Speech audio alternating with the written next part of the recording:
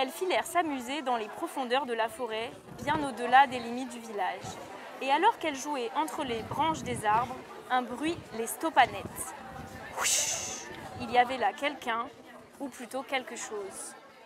C'est un livre sur une petite amérindienne qui vit le long du fleuve du Maroni et qui, elle, s'intéresse qu'à une seule chose, c'est jouer dans la forêt avec son jaguar.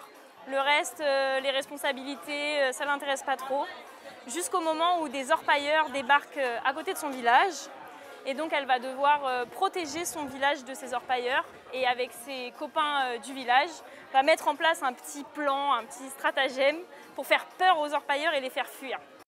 Pour ce livre, du coup, j'ai fait beaucoup de recherches et je me suis énormément inspirée d'une copine amérindienne que j'avais à côté de Mana et qui avait des problématiques par rapport à ça, qui me racontait son histoire. Donc je suis allée dans son village, j'avais beaucoup de discussions avec elle, des photos, des vidéos, donc je me suis inspirée de tout ça.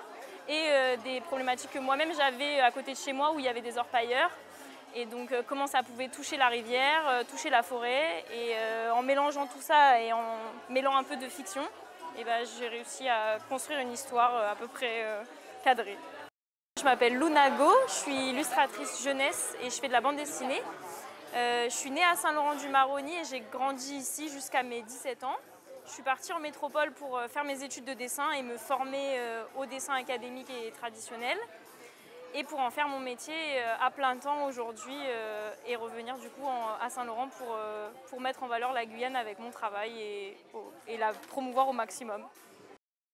Je raconte des histoires aux enfants du coup à travers des livres qui parlent de choses qu'ils connaissent, avec des personnages qui leur ressemblent, des aventures et des animaux qu'ils connaissent, qu'ils voient tous les jours, pour remettre un peu au centre de leurs préoccupations et de leur vie la culture, leurs traditions, et aussi la faire connaître en métropole, parce que c'est un territoire qui est méconnu en métropole.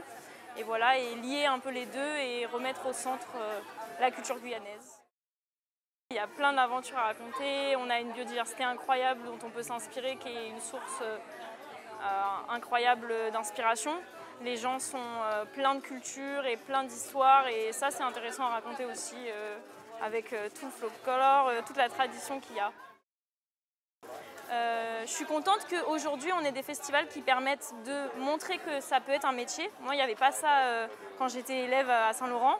Et j'aurais apprécié d'avoir des professionnels du dessin et de l'histoire qui viennent nous voir et qui nous disent c'est possible, même en étant né à Saint-Laurent, même en étant d'ici, qu'on peut faire ce métier à plein temps. Et donc c'est ça que je viens faire aussi ici pour montrer aux enfants. Et c'est ce qu'on a fait dans les ateliers scolaires le long de la semaine, où je leur expliquais la chaîne du livre, comment fonctionne un livre, comment est-ce qu'on arrive à produire une histoire, des illustrations, et ensuite les amener, eux, à dessiner les personnages du livre avec des petits exercices simples, des petits tutos. J'ai vraiment à cœur de parler de l'environnement et de la biodiversité en Guyane, parce que c'est quelque chose qui est très important pour moi, que je trouve qui est fragile et très en danger au fur et à mesure des années.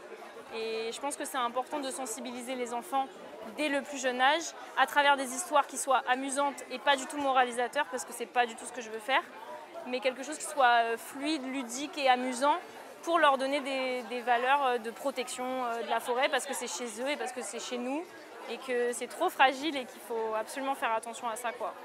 Donc j'essaye de mettre ça dans mes histoires. Il y aura une suite, je pars sur le tome 2 là, avec la maison d'édition. Cette fois-ci sur une histoire avec des braconniers qui volent les oiseaux de la forêt plutôt. Pareil pour parler de la protection des animaux et de la faune guyanaise.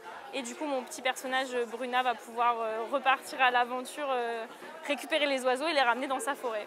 Je veux pouvoir continuer à revenir ici et à montrer mon travail et à parler aux gens et à discuter avec eux et à garder ce lien parce que c'est important.